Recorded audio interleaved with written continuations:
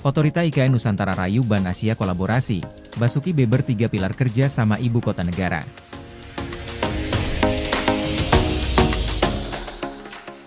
Otorita IKN Nusantara merayu Bank Asia kolaborasi pendanaan. Kepala OIKN, Basuki Hadimulyono beber 3 pilar kerja sama Ibu Kota Negara alias IKN Nusantara. Belakangan diketahui, Otorita Ibu Kota Nusantara, IKN, bersama Bank Pembangunan Asia, Asian Development Bank ADB, mengadakan pertemuan pada Senin 25 November di kantor Otorita IKN Jakarta.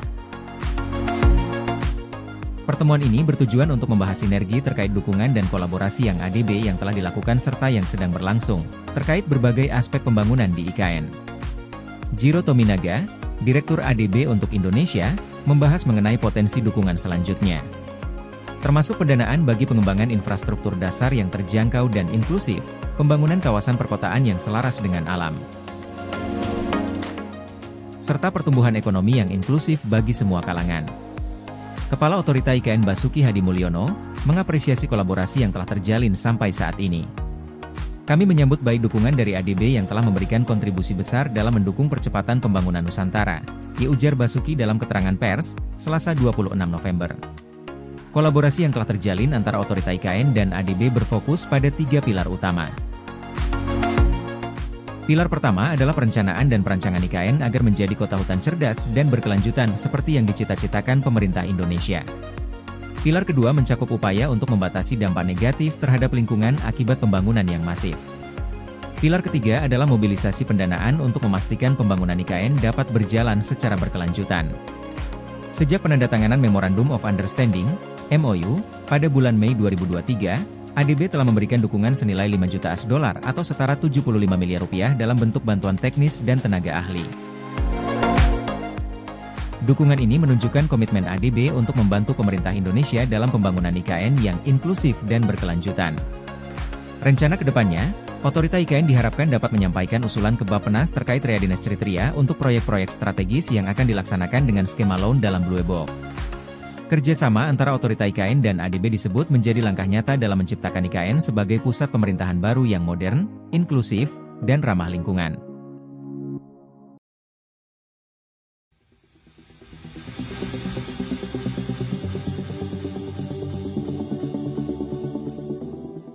Waskita garap 5 proyek jumbo di IKN, begini progresnya.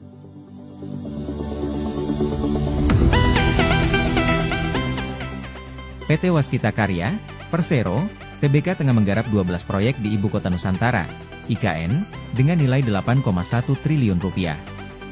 Dari total 12 proyek tersebut, ada 5 proyek IKN yang dikerjakan Waskita dengan nilai kontrak proyek cukup besar.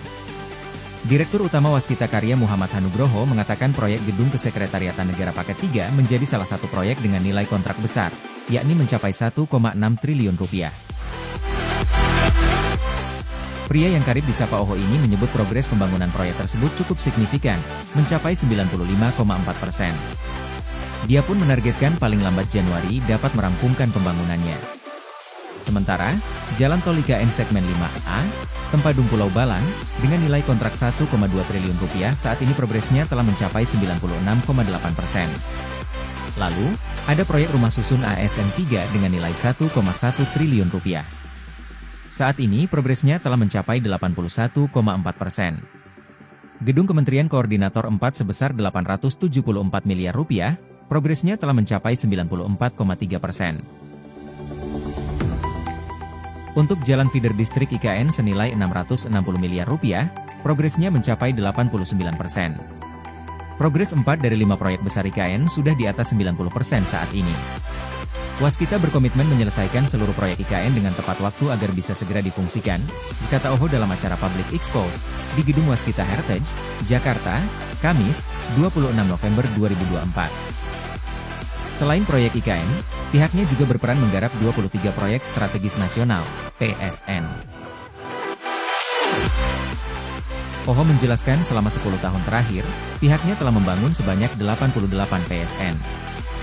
Dari total tersebut, sebanyak 65 PSN telah rampung dan 23 PSN masih berjalan. Lebih rinci, sebanyak 57 proyek di sektor konektivitas, seperti jalan tol, jembatan, dan light rail transit, LRT.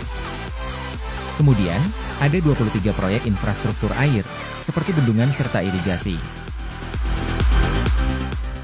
Ada pula 6 proyek EPC, baik berupa sistem penyediaan air minum, spam, maupun jaringan gas bumi untuk rumah tangga, jar gas, serta 2 proyek gedung mencakup universitas dan pabrik.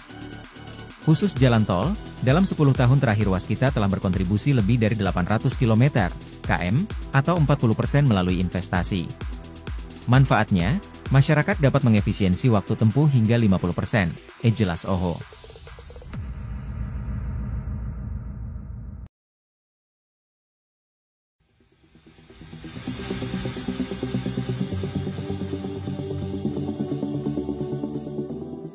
Prabowo tawarkan proyek IKN dan Giant Seawall ke pengusaha Inggris. Presiden Prabowo Subianto menawarkan sejumlah proyek strategis, mulai dari Ibu Kota Nusantara, IKN, hingga Giant Seawall, kepada para pengusaha Inggris. Menteri Investasi dan Hilirisasi Roslan Ruslani mengatakan ada 2 pengusaha yang bertanya ke Prabowo mengenai potensi investasi IKN. Prabowo pun memberi penjelasan di forum itu. Itu ikut yang kita sampaikan juga, kesempatan untuk berinvestasi di IKN, itu kita sampaikan juga, terutama di bidang infrastrukturnya dan juga di bidang renewable energy, kata Rosan di London, Kamis 21 November. Rosan berkata Prabowo juga memperkenalkan proyek Giant Seawall. Prabowo berharap proyek itu dikerjakan oleh sektor swasta. Selain itu, Prabowo juga memaparkan program perumahan Indonesia. Prabowo menargetkan pembangunan 3 juta rumah per tahun selama 10 tahun ke depan. Jadi itu juga target dan juga itu adalah opportunity. Bagaimana para investor juga bisa berpartisipasi dengan tentunya dengan affordable, dengan cost yang efisien, dan kita akan memfasilitasi itu secara transparan, terbuka, dan juga dengan kebenaran yang sangat-sangat tinggi, ujarnya. Prabowo memboyong investasi 8,5 miliar AS dolar atau sekitar 135,3 triliun rupiah dari pertemuan CEO Roundtable Forum di London. Investasi yang masuk akan meliputi bidang transisi energi, infrastruktur, pendidikan, dan kesehatan. Selama kunjungan ke beberapa negara akhir tahun ini, Prabowo sudah membawa investasi AS 18,5 miliar atau sekitar 294,6 triliun rupiah.